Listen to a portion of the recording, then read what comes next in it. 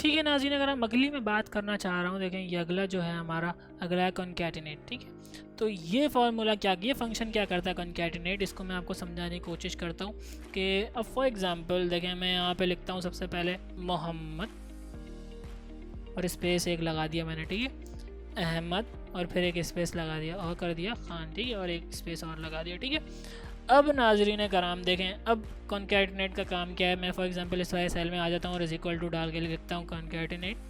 ठीक है, उस पर कर देता हूँ क्लिक और टेक्स्ट नंबर 1 मैंने सबसे पहले सेलेक्ट किया, कॉमा डाला, टेक्स्ट नंबर 2 सेलेक्ट किया, कॉमा डाला, टेक्स्ट नंबर 3 सेलेक्ट किया, कॉमा डाला, इंटर दबा दिया। देखें पूरा नाम मेरा यहाँ पे छप चुका है। अब देखें यहाँ पे फॉर एग्जांपल अगर मैं यहाँ नाम चेंज करता हूँ, देखें क्या होता है। यहाँ पे मैं अगर फॉर एग्जांपल लिख दूँ यूसुफ, ठीक है, और यहाँ पे मैं लिख दूँ यूनुस और यहाँ पे मैं लिख दूँ शाहिद।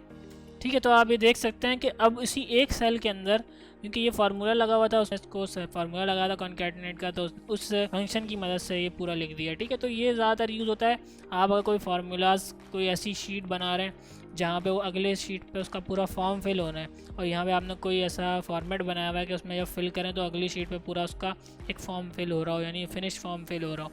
ठीक है, तो ये फॉर्म वगैरह में आपका इस्तेमाल हो सकता है, इतना ज़्यादा इस्तेमाल नहीं होता, लेकिन एक इंपॉर्टेंट फंक्शन था इस वजह से मैंने आपको बता दिया। ठीक है, अगली चीज़ रिप्लेस है नाज़रीन। ठीक है, रिप्लेस की बात कर लेते हैं। रिप्लेस क्या चीज़ होती है, देखें सबसे पहले ASDFGH। ठीक है, ये मैंने यहाँ पे सिंपल सा लिख दिया। ठीक है, अब सबसे पहले मैं क्या करूँगा, इज इक्वल टू डाल के लिख दूँगा रिप्लेस।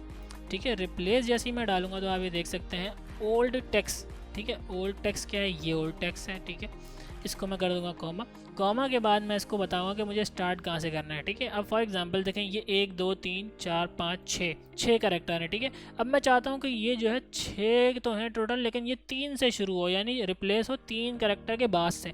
तो मैं देखें सबसे पहला काम करूँगा, यहाँ पे लिख दूँगा 3। ठीक है, और नाज़रीन कराम फिर लगा दूँगा कॉमा। कॉमा लगाने के बाद अब मैं बताना चाह रहा हूँ कि कैरेक्टर्स कितने लगने चाहिए। ठीक है, कितने कैरेक्टर इसके अंदर मैं लगाना चाह रहा हूँ, तो मैं दोबारा से लिख देता हूँ 3। ठीक है, अब 3 कैरेक्टर 3 से शुरू होगा और 3 कैरेक्टर लगेंगे। ठीक है नाज़रीन कराम, अब दोबारा कॉमा जब मैं लगाऊंगा तो अब वो मुझसे मांग रहा है कि आप कौन से टेक्स्ट से इसको करना चाह रहे हैं रिप्लेस। इसको मैं कर देता हूँ यहाँ पे किसी सेल के ऊपर सेलेक्ट और इंटर दबा देता हूँ। ठीक है, और अब यहाँ पे जब मैंने इसको सेलेक्ट कर दिया है नाज़रीन, तो अब यहाँ पे अगर फॉर एग्जांपल 1 2 3 कर देता हूँ तो आप ये देख सकते हैं कि यहाँ पे रिप्लेस हो गया, वो 3 से शुरू हुआ और 3 कैरेक्टर को उसने जो है 3 कैरेक्टर से शुरू होकर 3 कैरेक्टर उसने 1 2 3 जो मैंने यहाँ लिखे थे वो लगा दिए हैं। ठीक है नाज़रीन कराम, तो ये देख सकते हैं आप इस फार्मूला की ये ख़ास बात है। फॉर एग्जांपल अगर मैं इसको यहाँ से 2 कर दूँ तो देखें वो 2 से शुरू हुआ, यानी ए के बाद 2 से शुरू हुआ है। ठीक है, इसी तरह अगर मैं यहाँ पे देख सकते हैं आप 3 की जगह 2 कर दूँ तो देख सकते हैं आप यहाँ पे कि वो सिर्फ यहाँ से 2 कैरेक्टर्स को उसने मिटाया और ये 3 कैरेक्टर्स ऐड कर दिए। ठीक है नाज़रीन कराम, तो ये भी एक बहुत इस्तेमाल होने वाला फंक्शन है, इसको भी आप जो है रिप्लेस के लिए इस्तेमाल कर सकते हैं। उमूमी तौर पे इतना ज़्यादा मैंने इस्तेमाल नहीं किया है, लेकिन मैंने सुना है कि बहुत ज़्यादा इस्तेमाल होता है, इस वजह से मैंने सोचा कि आपको लाजमी बताया जाए। देखें इसको समझ लें, दोबारा समझा देता हूँ, थोड़ा सा ये ट्रिकी आपको लग रहा हो, क्योंकि ये देखें सबसे पहला जो E26 मैंने सेलेक्ट किया वो है जो आपको रिप्लेस करना है। ठीक है, ये ओल्ड है। ठीक है, उसके बाद 2 जो है आपका वो है कि आपने स्टार्ट कहाँ से करना है। फॉर एग्जांपल 6 कैरेक्टर हैं, उनमें से 2 से स्टार्ट करना चाह रहे हैं तो पहले 2 लिख दें। ठीक है, एक अगर पहले से स्टार्ट करना चाह रहे हैं तो 1 लिख दें, वो शुरू से उसको रिप्लेस करेगा। कितने कैरेक्टर से रिप्लेस करना चाह रहे हैं, फॉर एग्जांपल यहाँ पे अगर 2 कैरेक्टर से आप करना चाह रहे हैं, पहले से 2 कितने बनते हैं, अगर 2 से 2 बनते हैं तो देखें S और D 2 से 2 कैरेक्टर होगा। ठीक है, इसी तरह अगर 2 से 3 है तो SDF 2 से 3 होगा। ठीक है, अगर 3 से 3 करना चाह रहे हैं तो देखें 3 से क्या है 1 2 3, यानी D जो है वो 3 है और 1 2 3 D से G तक 3 से 3 कैरेक्टर होगा। ठीक है नाज़रीन, तो ये इस तरह इसका पूरा फार्मूला है, और जो आखिरी H24 है वो वैल्यू है जो आप रिप्लेस करना चाह रहे हैं। ठीक, तो ये एक सिंपल सी चीज़ है, मैंने वो करके भी दिखाई, उम्मीद करता हूँ समझ गए होंगे। इसी तरह नाज़रीन अगली देख लेते हैं, अगली क्या चीज़ है, अगली चीज़ है नाव। नाज़रीन नाव से क्या मुराद होता है, देखिए नाव बहुत अच्छी चीज़ है, ये आपको बहुत ज़्यादा काम आ सकती है। नाव जब भी आप सेलेक्ट करेंगे तो यहाँ पे देखें, यहाँ पे कुछ भी फार्मूला नहीं लगता, सिर्फ इंटर दबाना होता है। तो नाव जो होता है वो बेसिकली अभी जो टाइम और डेट हो रहा है वो होता है बेसिकली। तो आप ये देखें इस वक्त जो है ये टाइम डेट हो रहा है, यानी 8/9/2022 और टाइम भी इसने बता दिया है। ठीक है, अगर ये जो है ये चेंज भी होगा, ठीक है ना। जैसे ही घड़ी में 1 मिनट बढ़ जाएगा तो ये चेंज भी हो सकता है। इसी तरह आप अगर चाह रहे हैं कि सिर्फ डेट आए यहाँ पे, तो यहाँ से इसको डेट कर देंगे, लॉन्ग डेट कर देंगे, तो आज की डेट हो गई है वो। अगर सिर्फ आज का टाइम चाह रहे हैं तो वो आज का टाइम हो गया। देखें अब ये देखें ये सिर्फ टाइम हो गया, सेकंड भी आ गए। तो अब मैं देखें इसको क्लिक करूँगा, देखें चेंज हो रहा है। अभी देखें ये शीट स्टे हुई हुई है। अगर मैं इसको देखें फंक्शन इसका स्टार्ट करता हूँ, सिंपल सा काम करता हूँ, एस्केप दबाता हूँ, ठीक है। तो देखें ये चेंज हो गया। इसी तरह ये चेंज होता रहेगा, ठीक है नाज़रीन। ये ऑटोमेटिकली चेंज होगा, जो भी आपने टाइमिंग डाली हुई है वो ऑटोमेटिकली चेंज होती रहेगी, ठीक है। तो ये नाउ का काम होता है, इसमें डे भी हो सकता है, इसमें टाइम भी हो सकता है, जो भी आप चाहें, जो भी इस वक्त का टाइम या डेट हो सकता है वो इसमें आ जाएगा, ठीक है। तो ये बेसिकली नाउ होता है, ठीक है। अगली चीज़ देख लेते हैं। अगली चीज़ है टुडे। टुडे भी नाज़रीन ये जो है वो इसी नाउ के अंदर ही होता है तकरीबन, लेकिन इसका काम डे से होता है खाली, ठीक है। ये दिन बताता है, ठीक है। टुडे में अगर मैं चला जाऊँ तो इसको भी सिंपल सा काम करना होता है, एंटर दबाना होता है। तो इसने इस बार सिर्फ डेट बताई है। नाउ के अंदर टाइम डेट दोनों आ जाती हैं और टुडे में सिर्फ डेट आती है, ठीक है। इसी तरह टाइम की अगर मैं बात कर लूँ तो टाइम के अंदर सिर्फ टाइम आता है, ठीक है। और टाइम के अंदर टाइम कैसे आता है, टाइम लिखने का तरीका है बेसिकली, ठीक है। टाइम जैसे अगर फॉर एग्जांपल मैं इसको सेलेक्ट करूं तो यहाँ पे आप देख सकते हैं, अगर मैं टाइम लिखना चाह रहा हूँ यहाँ पे 8:08 डाला, कॉमा 15 मिनट हो रहे हैं, कॉमा 00 सेकेंड, ठीक। तो जैसे देख सकते हैं आप सुबह का टाइम यहाँ पे आ चुका है, ठीक है, 8:15 मिनट और 0 सेकेंड।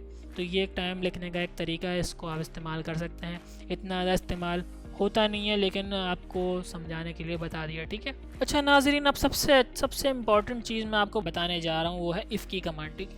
इफ़ की कमांड क्या करती है, देखें इसको सबसे पहले मैं साइड कर देता हूँ। इफ़ की कमांड से क्या हो सकता है, जैसे फॉर एग्ज़ाम्पल अब मैं चाहता हूँ कि भाई जो 100 से जो 150 से ऊपर हैं लोग, यहाँ पे जो ऑब्टेन मार्क्स हैं 150 से अगर ऊपर हैं तो वो पास, यहाँ पे पास लिखा हुआ है, सही है। और अगर वो 150 से नीचे है तो फेल लिखा हुआ है, ठीक है। तो इसमें मैं फार्मूला क्या लगा सकता हूँ इफ़ का, तो देखें इफ़ का फार्मूला समझने की चीज़ है, ठीक है। इज़ इक्वल टू डालें, इफ़ लिख दें, ठीक है। इफ़ डालने के बाद करें डबल क्लिक, और डबल क्लिक करने के बाद इस वक्त मैं इसको थोड़ा सा पहले इसका फॉर्मेट जर्नल कर लेता हूँ, ताकि ये जो है आपका ये हाइपर लिंक वाला फॉर्मेट लगा हुआ है। मैं हाइपर लिंक को हटा देता हूँ। पहले मैं इसको पूरे सेल को ही डिलीट कर देता हूँ, ठीक है।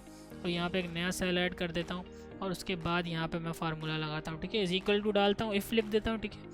और इफ़ लिखने के बाद यहाँ पे सबसे पहला काम ये करूँगा मैं कि देखें ये वाला सेल जो कि मुझे सेलेक्ट करना है, ठीक है, इसको सेलेक्ट करूँगा। और इसको लिखने के बाद मैं देखें ग्रेटर देन का साइन लगाऊँगा। सेलेक्ट करने के बाद ग्रेटर देन का साइन लगाऊँगा, और ग्रेटर देन का साइन लगाने के बाद मैं इसको यहाँ पे लिख दूँगा कि 150 से ऊपर है, ठीक है। 150 से ऊपर है तो मैं क्या करूँगा, उसके बाद कॉमा लगाऊँगा और यहाँ पे लिख दूँगा पास, ठीक है। फिर दोबारा इन्वर्टेड कॉमास लगाऊंगा, ठीक है, एक कॉमा फिर इन्वर्टेड कॉमास, ठीक है नाज़रीन। जैसे इन्वर्टेड कॉमास लगा के फिर पास लिखा, अब यहाँ पे दोबारा से एक कॉमा लगेगा, फिर इन्वर्टेड कॉमास स्टार्ट होंगे, फिर उसके बाद लिखा हुआ आएगा फेल, ठीक है नाज़रीन। फिर से इन्वर्टेड कॉमास लग के बंद हो जाएगा। तो अब आप ये देखें, जब मैंने ये काम किया पूरा तो उसके बाद यहाँ पे लिखा हुआ आ रहा है फेल, क्योंकि इसको 150 से कम नंबर मिले, ठीक है। अब मैं इसको कर देता हूँ नीचे, पूरा ड्रैग कर देता हूँ, ठीक है। जैसे ही मैं ड्रैग करूँगा तो आप देख सकते हैं पास भी हो रहा है बंदा, क्योंकि इसके 150 से ऊपर नंबर है। इसी तरह देखें जितने भी हैं सब पास हो चुके हैं, सिर्फ एक फेल हुआ है, ठीक है। अगर फॉर एग्जांपल मैं इसको चेंज करके इसको भी 200 कर दूं तो देखें यहाँ पे भी ये पास लिखा हुआ आ चुका है, ठीक है। तो ये इफ़ की कमांड इंतहाई अहम कमांड है, इसको आप याद रखें। मैंने किस तरह लगाया, इसको लगाने में अक्सर लोग गलती कर देते हैं, मैंने बड़े बड़े लोगों को इसको लगाने में गलती करते देखा है इतनी आसान है, मुश्किल नहीं, लेकिन लोग गलती करते हैं। इस वजह से मैं आपको डिटेल में इसको समझा रहा हूँ, ठीक है। आखिरी चीज़ मैं आपको बताना चाह रहा हूँ नाजरीन, काउंट इफ़, ठीक है। काउंट इफ़ क्या चीज़ होती है, जैसे फॉर एग्जांपल देखें यहाँ पे मैं लिखता हूँ 2 2 2 2 3 3 3 3 4 4 4 4, ठीक है। अब अगर मैं यहाँ पे काउंट लगाऊंगा, जैसे मैंने आपको स्टार्टिंग में बताया, काउंट लगाने से क्या होता है कि वो जितने भी नंबर यहाँ पे जितने भी ऐड हुए हुए हैं सबको काउंट कर लेगा। जैसे for example is equal to डाला, काउंट लगाता हूँ मैं, काउंट लगाने के बाद मैं इन सबको काउंट कर लूँगा तो ये मुझे बता देगा भाई टोटल 13 काउंट हुए हैं, यानी जितने भी इसमें जो कुछ भी लिखा है टोटल 13 खाने आपने 13 खानों के अंदर लिखा है, ठीक है, यानी 13 सेल्स के अंदर आपने नंबर लिखे हैं। तो इतने सिंपल काउंट कर लिया, टोटल 13 है ये, ठीक है। अब नाजरीन मैं चाह रहा हूँ यहाँ पे कि भाई मुझे सिर्फ 2 काउंट करके बताए, बाकी 3 4 को छोड़ दे।